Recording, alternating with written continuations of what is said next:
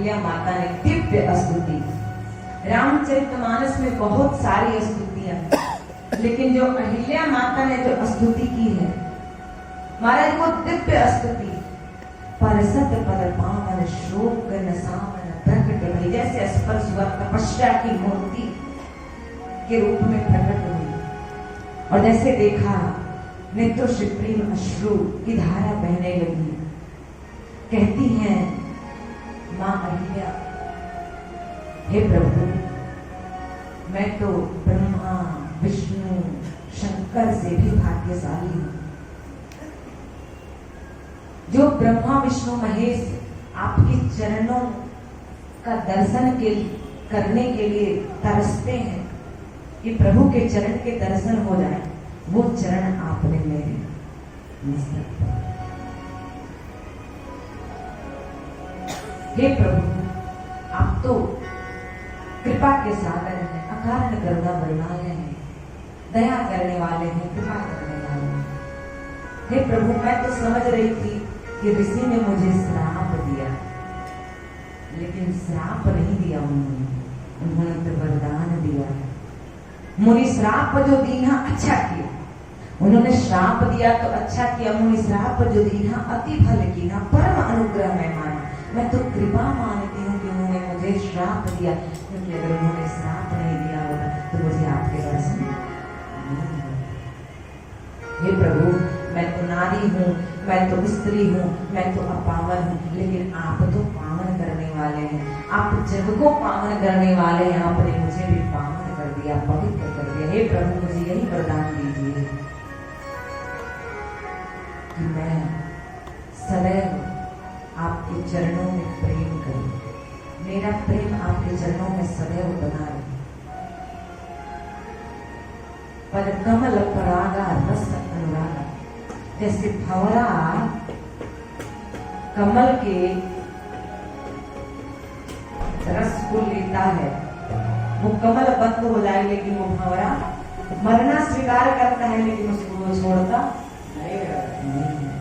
ऐसे वो भंवरा कमल के उस अर्घ में अनुराग रखता है, वैसा मेरा भी आपके चरणों में अनुराग। ये भक्ति का वरदान प्राप्त करके आनंदित होके, प्रसन्न होके, पवित्र होके, तपस्या के मूर्ति अपने पति के धाम चले। प्रभु ने लीला कर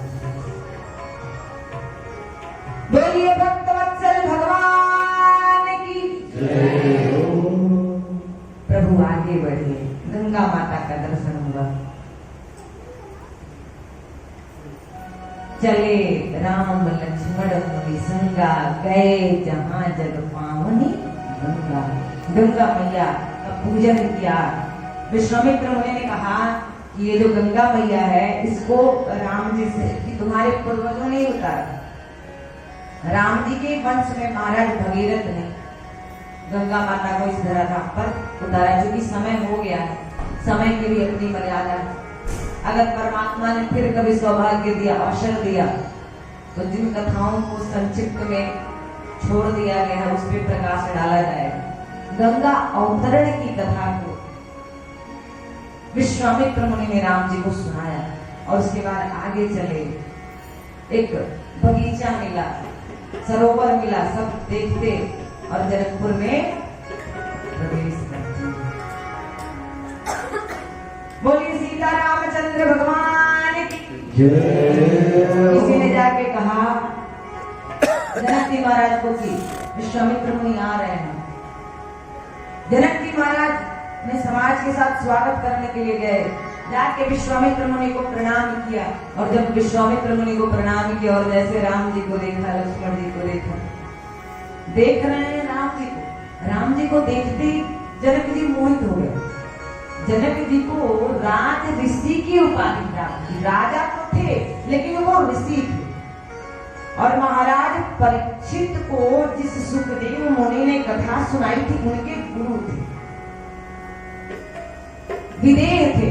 उनको परमात्मा को छोड़कर किसी से राग, किसी में आसक्ति नहीं थी, वे विदेह थे, इसलिए उनका नाम विदेह। और जैसे जनक जी ने देखा तो जनक जी को लगा कि मेरा मन किसी को देखकर आकर्षित नहीं होता। ये दोनों बालक कौन है? देख रहे हैं राम जी को, लक्ष्मण जी को, और बात कर रहे हैं विश्वामित्र मुनि से। विश्वामित्र मुनि से कहते हैं ये दोनों बालक कौन है?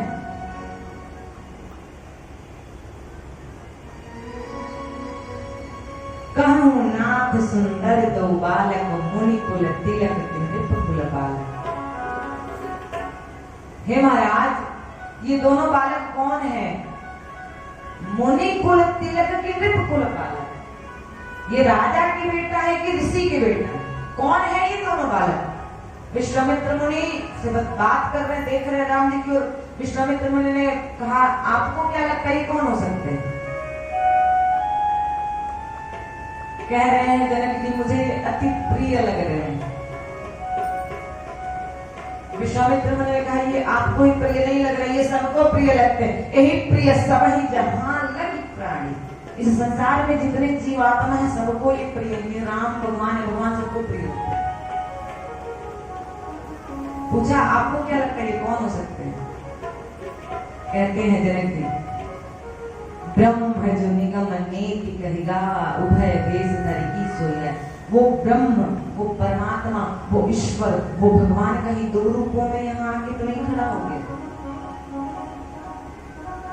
मुझे तो लग रहा है कि ब्रह्म है, भगवान है, ईश्वर।